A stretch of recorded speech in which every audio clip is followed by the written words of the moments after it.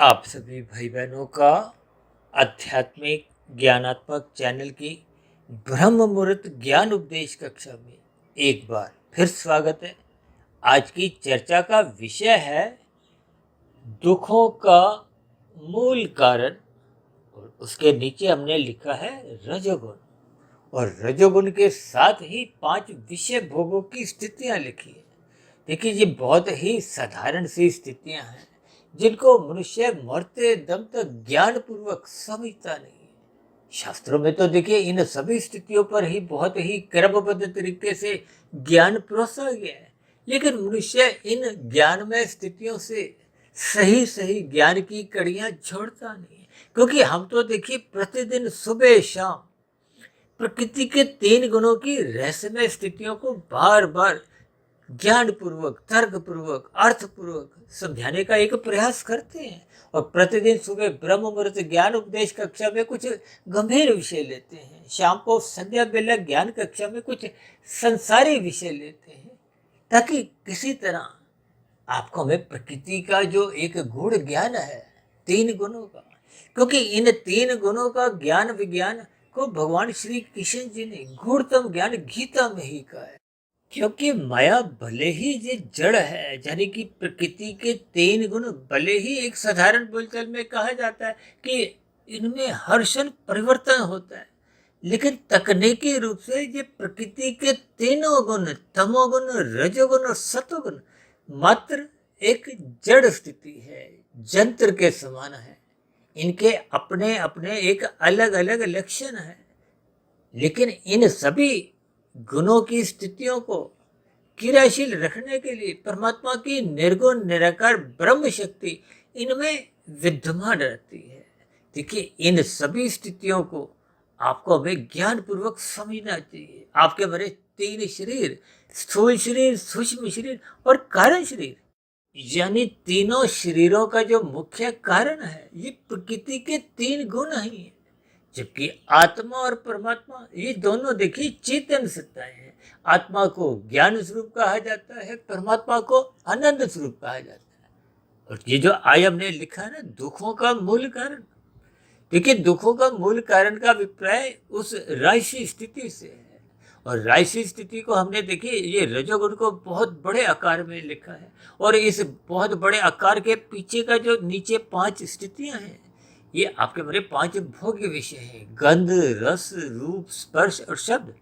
ये साधारण स्थितियों में तो हम इन पर बहुत ही चर्चाएं करते रहते हैं, लेकिन आज का जो मुख्य शब्द है वो है मूल कारण। इसलिए हमने उसको एक बहुत बड़े आकार में सफेद रंग से दर्शाया है, क्योंकि हम प्रकृति की त्रिगुणात्मक स्थितियों को देखिए, जब हमने इस आध्यात्मिक ज्ञानात्मक चैनल का शुभारंभ लगभग 5.5 पौने 6 वर्ष पहले किया था, तब हमें इन रंगों की स्थितियों का कोई विशेष इतना हमें ध्यान नहीं था।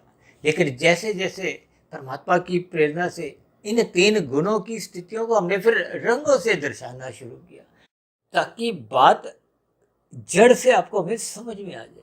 देखिए, संसार को तो रजोगुण से ही जोड़ा गया है। शास्त्रों में तो मनुष्य योनि को भी रजोगुण से जोड़ा गया है, जबकि शास्त्रों में बार बार कहा गया है ये तमोगुण और रजोगुण दोनों गुण बांधते हैं। देखिए, बाएं हाथ में हमने जो लिखा है ना दुखों का, वो काले रंग से लिखा है। अब दुख तो देखिए कोई सफेद रंग से आप और हम कभी इनको समझ नहीं सकते।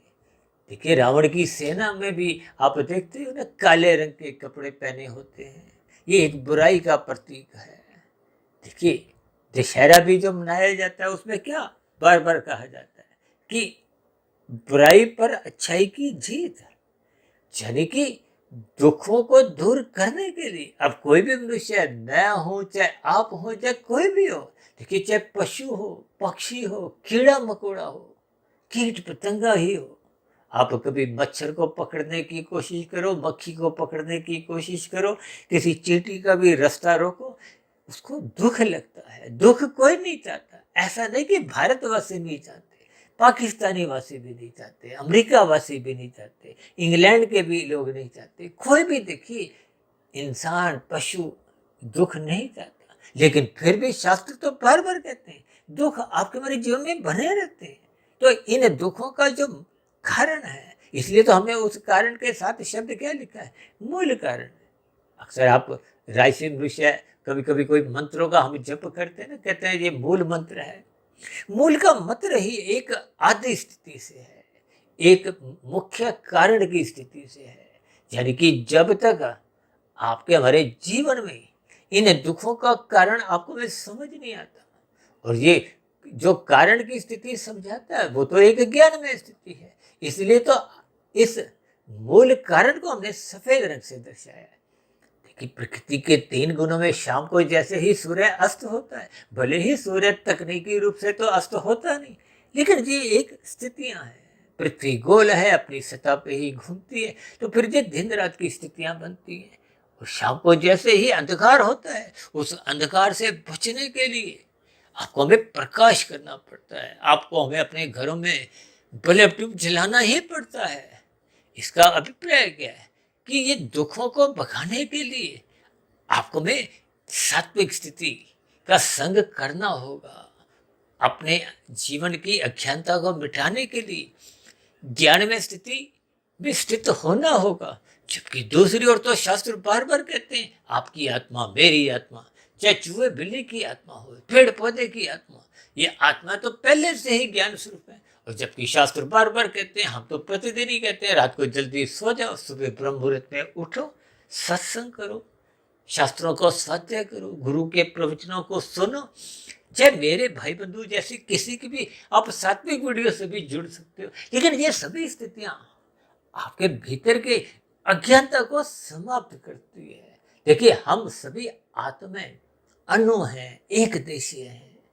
इन सभी स्थितियों को शास्त्रों में तो देखिए क्रमबद्ध तरीके से समझाया गया। आज क्योंकि हमारा विषय क्या चल रहा है कि दुखों का मूल कारण रजोगुण। इसका अभिप्राय क्या है कि इस रजोगुण को आपको भी ज्ञान पूर्वक समझना चाहिए। ये 5 भोग्य विषय जो आपको में दिन भर भगाते हैं, नचाते हैं, या यूं कहो कि फंसाते हैं। देखिए, माया का तो दूसरा नाम ही क्या है, फंसाना। देखिए, इन सभी स्थितियों के शब्दों के अर्थ भावार्थ समझने चाहिए। हम तो बार बार कहते हैं, शब्दों से 10 गुना अधिक महत्व अर्थों को दो, अर्थों से भी 10 गुना अधिक महत्व उसके भावार्थों को दो। जब तक हम शास्त्रों को केवल शब्दों के स्तर पर ही सुनते हैं, उनके अर्थ समझने की कोशिश नहीं करते। देखिए, अर्थ तो तभी समझ में आते हैं जब आप मन बुद्धि एकाग्र करते हो, अपनी बुद्धि को ऑन रखते हो। यदि मन बुद्धि संसारी विषयों में, राशि स्थितियों में, संसार को पाने के लिए ही आप तिगड़म लगाते रहते हो, तो फिर वो मन बुद्धि की स्थितियां परमात्मा की ओर जुड़ नहीं पाती। यानी कि जब परमात्मा की ओर सुमुख नहीं होती, तो फिर मन बुद्धि इन भोग विषयों में ही, राशि स्थितियों में ही, संसारी स्थितियों में ही छलांगे लगाते रहते हैं। देखिए, आजकल भारत में तो देखिए ये साप्ताहिक जगह के रूप में भागवत पुराण की कथाएं तो एक दिन में एक शहर में नहीं, 10 शहर में नहीं, 100 शहर में, कितनी ही जगह होती हैं, और विदेशों में भी होती हैं। इनका सीधा प्रसारण भी टीवी के माध्यम से लाखों करोड़ों लोग सुनते हैं। लेकिन धर्म की स्थितियों में आप और हम देखते हो कि मनुष्य अपने कर्तव्य का पालन ईमानदारी पूर्वक, प्रसन्नता पूर्वक करते दिखाई नहीं देते। तभी तो देखिए कलयुग और गहरा होता जा रहा है। हालांकि देखिए, ये कलयुग की तो बहुत ही आरंभिक स्थितियां हैं। कभी कभी हम अपनी वीडियो में यहाँ तक बोलते हैं ना कि 50-60 साल पहले तो लगभग सतयुग की स्थितियां थी। देखिए, 50-60 साल पहले की यदि आप कोई फिल्म भी देखो, तो परमात्मा से, देशभक्ति के प्रति आपके एक भाव जगते थे। और आज आप देखिए, इन सत्संग की स्थितियों में स्थित होते हुए भी आप फिल्मों से जुड़ जाते हो। भले ही देखिए भजन संध्या में कुछ ऐसे गीत गाए जाते हैं, या कुछ एक ऐसा वातावरण, राशि वातावरण बनाया जाता है। देखिए, प्रकृति के 3 गुण, इन 3 गुणों के क्रम को आपको समझना होगा। शाम को सूर्य के ढलते ही तमोगुण की स्थितियां बनने लगती हैं। तमोगुण को देखिए पदार्थों से भी जोड़ा जाता है, मौनात्मक स्थितियों से भी जोड़ा जाता है, अज्ञानता से भी जोड़ा जाता है, अंधकार से भी जोड़ा जाता है, निषेध स्थितियों से भी जोड़ा जाता है, कानून का उल्लंघन करने से भी जोड़ा जाता है, पाप कर्मों से भी जोड़ा जाता है। देखिए, ये सभी स्थितियां बुराई की हैं, यानी कि तमोगुण की स्थितियां एक बुराई से आप जोड़ सकते हो। यूं तो देखिए, आपका हमारा शरीर भी पृथ्वी जल अग्नि वायु आकाश का बना है, लेकिन इसको भगवान श्री कृष्ण जी ने तो गीता में एक रथ की संज्ञा देते हुए इसकी एक महत्ता समझाई है। जबकि आपका हमारा शरीर जी तामसी है, आपके हमारे जो पांच भोग्य विषय, उन्हीं के कारण ही जो आज हमने देखी, जो नीचे राजसी स्थितियों में गंध रस रूप स्पर्श और शब्द, ये जो पांच स्थितियां लिखी हैं, ये आपके हमारे भोग्य विषय हैं। देखिए, ये भी तामसी है। देखिए, तमोगुण की वैसे निंदा नहीं है, लेकिन इन सभी स्थितियों को आपको भी ज्ञान पूर्वक समझना चाहिए। अब यूं तो शास्त्रों में देखिए, ये जो आपके हमारे शरीर के ज्ञानेंद्रियों की जो एक रुझान होता है विषय भोगों की ओर, इसको इंद्रिय दोष कहा गया, क्योंकि आपके हमारे शरीर का जो निर्माण प्रक्रिया है वो तो इन भोग विषयों का ही एक परिणाम है। देखिए, इसको ज्ञान पूर्वक समझना होता है। भोग दृष्टिकोण से तो फिर आपके हमारे जीवन में भटकाव में स्थितियां बनने लगती हैं। ये प्रकृति का एक प्रवाह है। इन तीन गुणों की स्थितियों को आपको भी ज्ञान पूर्वक समझना होता है। त्रेता युग में प्रभु राम जी ने विभिन्न मर्यादाओं का पाठ पढ़ाया, किस लिए?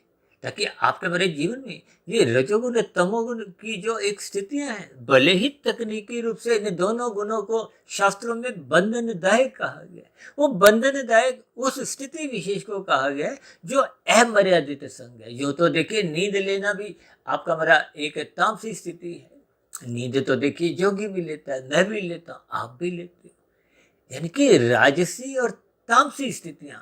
अब जो मनुष्य देखिए सात्विक नींद लेते हैं 4 5 6 घंटे की, अब जो अधिक 6 8 घंटे सोते हैं वो राजसी नींद है। अब जो सोते ही रहते हैं 9 10 घंटे 11 घंटे, जब प्रमाद में पड़े रहते हैं, उठने के बाद भी बिस्तर नहीं छोड़ते, तो फिर वो तामसी आलस्य की प्रमाद की स्थितियां होती। देखिए, हम बार बार कहते हैं शब्दों को, अर्थों को और भावार्थों को, ये तीन अलग अलग स्थितियां हैं। अब कभी कभी कोई भाई बंधु देखिए कुछ प्रश्न भी रख देते हैं कि उस वीडियो में तो आपने इसका ये वाला भावार्थ बताया था, इसमें कुछ भावार्थ बदल गया। तो ये अलग अलग स्थितियों में देखिए, जैसा जैसा उस वीडियो विशेष की स्थितियां समझानी होती हैं, उसके दृष्टिकोण से ही हमें फिर इन तीन गुणों की स्थितियों को समझाना होता है। शाब्दिक रूप से तो देखिए इनमें कोई परिवर्तन नहीं आता, अर्थों के रूप में भी कोई विशेष परिवर्तन नहीं आता, लेकिन भावार्थों में अलग अलग स्थितियों में इनके अलग अलग अर्थ भावार्थ समझने होते हैं। वही स्थितियां तो देखिए समझ में आने पे ये जो मूल कारण हमने लिखा है ना, ये फिर समझ में आ जाता है। तो फिर मनुष्य रजोगुण का अमर्यादित संग नहीं करता। गीता में तो भगवान श्री कृष्ण जी ने अर्जुन के रथ के 5 घोड़ों की स्थितियों को, देखिए वो 5 घोड़े, चाहे आपके हमारे भोग विषय समझो, यानी कि जो गंध रस रूप स्पर्श शब्द लिखे हैं, चाहे इन 5 भोग विषयों को भोगने वाली ज्ञानेन्द्रिया समझो, नाक जिभ्या आंख त्वचा कान, चाहे कर्मेंद्रिया समझो, हाथ पैर मनी लिंग गुदा, चाहे आपका हमारा जो शरीर है जिनकी ये ज्ञानेन्द्रिया और कर्मेंद्रिया है, चाहे पृथ्वी जल अग्नि वायु आकाश, 5 स्थूलभूत समझो। देखिए, बात तो समझने की है। इसलिए तो वो घोड़ों की स्थिति को 5 की संख्या से दर्शाया है। और ये जो लगाम है वो मन है, और मन के ऊपर क्या है? बुद्धि। बुद्धि तो परमात्मा ने आपको अभी सबको ही सात्विक दी है। ये जो गुटखा तंबाकू सिगरेट भी खाते पीते हैं, जानकारी ज्ञान तो बुद्धि के स्तर पर उनको भी है। देखिए, फिर भी हम मन की सुनते हैं। कहते हैं ना, हम मनपसंद स्थितियों में लिप्त रहते हैं और फिर मन मर्जी करते हैं। अभी कुछ महीने पहले हमने इस पर भी 1 2 बार चर्चाएं रखी थी। देखिए, जब हम शास्त्र संगत स्थितियों का संग करते हैं, अपने जीवन में एक अनुशासन बना के चलते हैं, जीवन व्यवस्थित रहता है, तो वो एक सात्विक स्थिति है। जब आप और हम मनपसंद स्थितियों को ढूंढते हैं, जैसे आप रेस्टोरेंट में खाना खाने जाते हो, तो 4 6 सदस्य जब टेबल पे बैठते हैं तो सबके अलग अलग पसंद की सब्जियां होती हैं। ये स्थितियां जब गहरे तल पे आपका हमारा एक मन मर्जी की स्थितियां बनाती हैं, तो फिर वो मन मर्जी की स्थितियां तामसी बन जाती हैं। देखिए, ये गुणों का जो प्रभाव जितना जितना आपको क्रमबद्ध तरीके से समझ में आएगा, इसलिए ये जो हमने दुखों को तामसी स्थिति से दर्शाया है, मूल कारण को समझने के लिए, यानी कि ज्ञान को एक सात्विक स्थिति से दर्शाया। इसलिए तो हमने देखिए मूल कारण शब्द को ही सफेद रंग से दर्शाया है, यानी कि ये बाएं हाथ में जो दुखों की स्थितियों को भी दूर करेगा, और दाएं हाथ की जो एक राशि स्थितियां हैं, रजोगुण जो हमने लिखा है, और रजोगुण में ही वो जो 5 भोग्य विषय लिखे हैं। देखिए, शास्त्रों में तो स्त्री पुरुष का जो एक आपसी आकर्षण है, उसको भी रजोगुण से जोड़ा जाता है। ये जो हम रंगीन रंग इसलिए तो दर्शाते हैं, ये सारी जितने भी जैसे मेलों के आकर्षण होते हैं ना, आप दिवाली मेला में जाओ, पहले तो देखिए ये मेला की स्थितियां ही होती थी, ये मनोरंजन की स्थितियां, खेल तमाशे, ये सब राजसी स्थितियां हैं। इस रजोगुण को मर्यादा में रखना होता है। हम तो देखिए बार बार यहाँ तक भी कहते हैं कि ये जो तामसी स्थिति है, ये एक अज्ञानता की स्थिति है। इसमें लगभग बुद्धि का जो एक बल्ब है वो फ्यूज होता है, या बहुत ही लगभग नहीं के बराबर ही। जैसे हम कहते हैं ना, तमोगुण को तारे का प्रकाश समझो, और चांद को एक रजोगुण की स्थिति समझो, धुंधला प्रकाश होता है। जबकि सतोगुण को सूर्य के प्रकाश के समान समझो।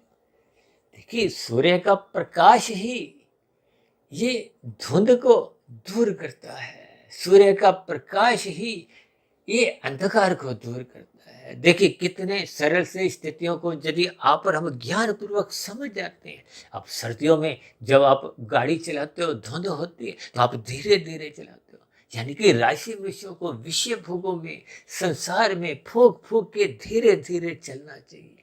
यही तो मर्यादा है। अन्यथा आजकल तो देखिए 24/7 की स्थितियां आपके हमारे घरों में दिन भर नाचती रहती हैं। ये नाचना क्या है? आपके हमारे अर्थ और काम बिगड़ते हैं। ये अर्थ और काम जब जब बिगड़ते हैं, तो ये सर्वप्रथम धर्म को कमजोर करते हैं। आजकल देखिए ब्याह शादियों में भी कुछ ऐसे ही स्थितियां देखने को मिलती हैं। प्री वेडिंग की स्थितियों में भी आपने कुछ ऐसे ही मौज मस्ती की स्थितियां, ये जो मादक पदार्थों की जो खाने पीने की स्थितियां हैं, और भी देखिए ये खेल तमाशे मनोरंजन की स्थितियां, जब ये अमर्यादित हो जाती हैं, धर्म का दामन छोड़ देती है, तो फिर अक्सर मैं बार बार कहता हूँ कि अर्थ और काम ये नाचने लगते हैं। नाचने का मतलब क्या है? आपको वे परमात्मा से दूर करते हैं, क्योंकि जब ये धर्म की दीवार को ही हटा देते हैं, हम तो बार बार कहते हैं धर्म को प्रथम स्थान पे रखो। ये जो 4 पुरुषार्थ समझाए गए हैं शास्त्रों में, धर्म को प्रथम स्थान पे रखना अनिवार्य है। शास्त्र तो यह तक कहते हैं, जो मनुष्य सत्संग नहीं करते। देखिए, धर्म का अभिप्राय सतगुण से है, धर्म का अभिप्राय गुरु से है, धर्म का अभिप्राय शास्त्रों से है, धर्म का अभिप्राय ब्रह्म मुहूर्त में उठने की स्थिति से है। और इन सभी स्थितियों को जब आप संग नहीं करते, तो फिर निश्चित रूप से आपके हमारी बुद्धि सात्विक रह नहीं पाती। सात्विक बुद्धि रहने से ही विवेक शक्ति जगती है। फिर ये शास्त्रों का ज्ञान विज्ञान क्रमबद्ध तरीके से समझ में आने लगता है। तभी फिर मनुष्य का इन संसारी विषय भोगों से ज्ञान पूर्वक वैराग्य होता है। देखिए, कभी कभी आपको स्थूल शरीर के स्तर पर कुछ रोग हो जाता है, तो फिर ऐसी स्थितियों में डॉक्टर के कहने पे कभी कभी हम उन पदार्थों का भोग नहीं करते। लेकिन मन के स्तर पर तो एक वासना छलांगे लगाती है कि अब मेरा रोग ठीक हो जाए। अब ऐसे कितने मनुष्य जो स्थूल शरीर के स्तर पर ब्रह्म मुहूर्त में उठते हैं, किस लिए? योगा करने के लिए, शरीर को स्वस्थ रखने के लिए। किस लिए? ताकि दिन में उनको विषय भोगों को भोगने में किसी प्रकार की कोई रुकावट नहीं हो। तो ऐसे स्थूल शरीर के स्तर पर उनका परमात्मा को पाने की, साधना करने की अभी कोई इच्छा नहीं होती, संसार को भोगने की। और संसार तो देखिए राशि स्थितियां हैं। हम तो बार बार कहते रहते हैं कि ब्रह्म मुहूर्त में उठो, लेकिन वो एक सात्विक स्थिति के लिए, गुरु के प्रवचनों को सुनने के लिए, शास्त्रों का स्वाध्याय करने के लिए। यानी कि जो आप श्रद्धा पूर्वक जब सत्संग करते हो, उस पर चिंतन शोध की स्थितियां बनाते हो, तो ऐसी स्थितियां जब निरंतर आपके हमारे जीवन में बनी रहती हैं, तो फिर काराशरी में धीरे धीरे शुभ संस्कार बनने लगते हैं। वो शुभ संस्कार फिर पहले के बुरे संस्कारों को कमजोर करते हैं, मारते पीटते हैं, समाप्त कर देते हैं। शास्त्रों में उसी स्थिति को एक अंतिम रूप में दग्ध बीज का है। देखिए, जब संस्कार रूपी बीज जल जाता है तो फिर उसमें कभी भी कोई अंकुरन नहीं होता। ये अंकुरन मन बुद्धि के स्तर पर जो बार बार फुरने उठते रहते हैं, अब ये वाला भोग भोगो, अब ये वाला भोग भोगो, यानी कि ये फुर उठे हुए फुरने स्थूल शरीर के स्तर पर 5 ज्ञानेंद्रियों को धक्का देते हैं, 5 कर्मेंद्रियों को पाप कर्म करने को भत्ते कर देते हैं। देखिए, इन सभी स्थितियों को अक्सर आप और हम हल्के में लेते हैं। इसलिए तो बार बार कहा जाता है कि कारण शरीर को बिगड़ने मत दो। ये कारण शरीर सुधारा भी मनुष्य जीवन में ही जाता है और ये बिगड़ता भी मनुष्य जीवन में ही है। इसीलिए तो कहा जाता है कि सत्वगुण का संग करो। मोनात्मक स्थितियों से बचने के लिए रात को जल्दी सो जाओ। देखिए, कुछ रोज पहले ही हमने प्रकृति के 3 गुणों के संग रंग का प्रभाव को बहुत ही एक गुणों की स्थितियों को रंगों की स्थितियों से कुछ उदाहरणों द्वारा बहुत ही क्रमबद्ध तरीके से ब्रह्म मुहूर्त ज्ञान उपदेश कक्षा में रखा था। लेकिन इन सभी स्थितियों को जब आप और हम हल्के में लेते हैं, देखिए रात को हम देरी तक जगते रहते हैं, तो वो तमोगुण की स्थितियां हैं। देखिए, परमात्मा की प्रेरणा से, गुरुओं के आशीर्वाद से लगभग पिछले 26-28 वर्षों से मेरा कुछ ऐसा स्वभाव बन गया कि 1, 1.5, 2, 2:30 बजे तक उठने की एक स्वाभाविक स्थितियां बन चुकी है। ये इसके पीछे का कारण क्या है कि आपको परमात्मा के प्रति जुड़ने की एक जिज्ञासा होनी चाहिए। यदि संसार से ही जुड़ने की आपकी अभिलाषा है तो फिर मनुष्य रात को भी देरी तक जगता है, संसार को ही पकड़ता है, भोगता है।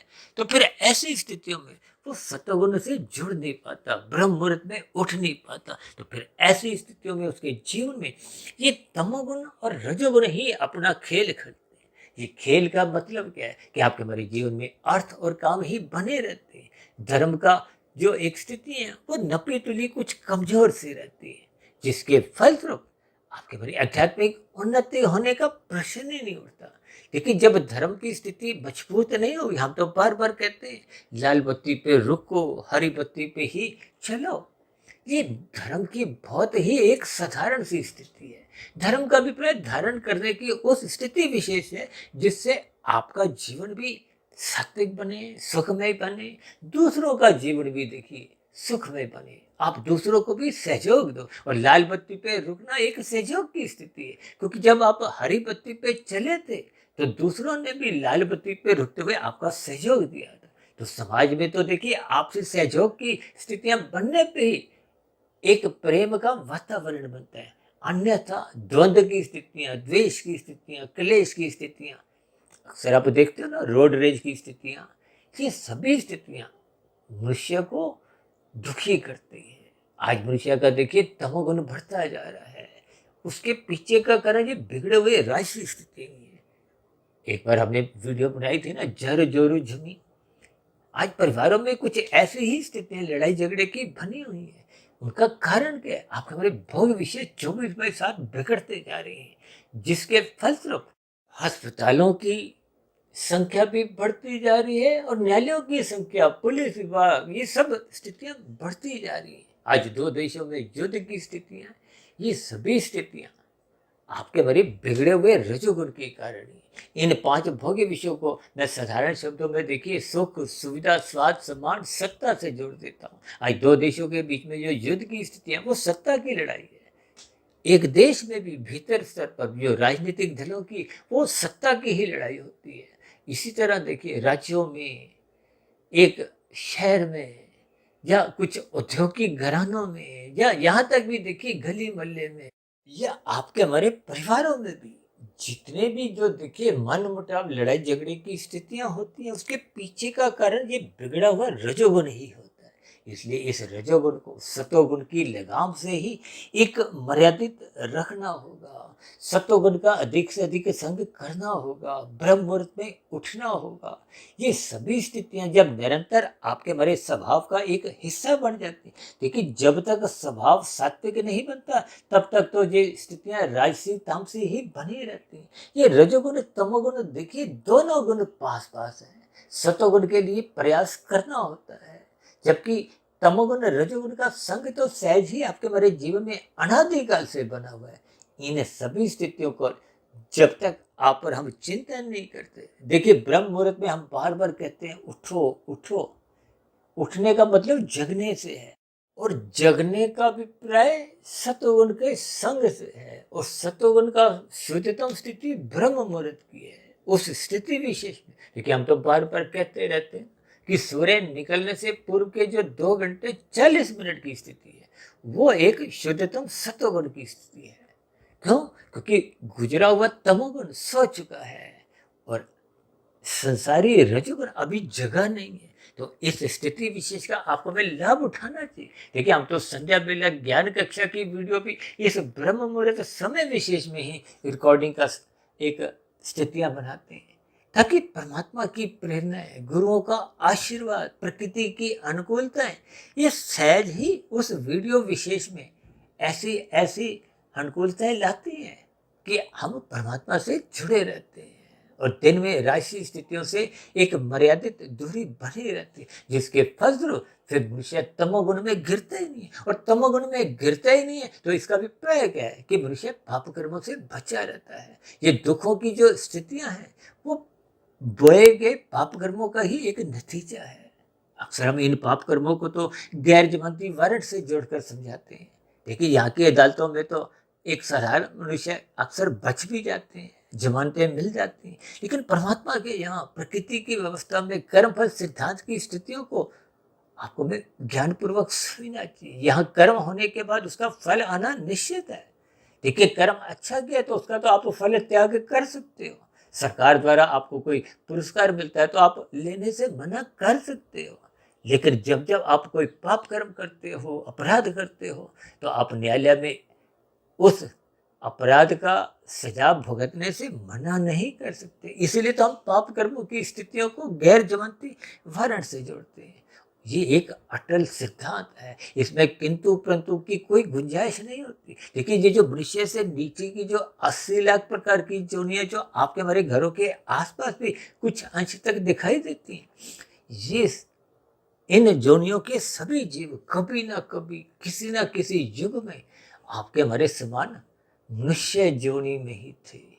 इनका भी देखिए पाप कर्मों का कर्मशय अधिक बढ़ गया था। किसके कारण? बिगड़े हुए रजोगुण के कारण। इसलिए इस रजोगुण को सतोगुण की लगाम से वैसे ही नियंत्रित रखना होता है जैसे आप अपनी स्कूटर गाड़ी की जो ब्रेक को एक उसकी गति को नियंत्रित रखने के लिए ठीक ठाक रखते हो।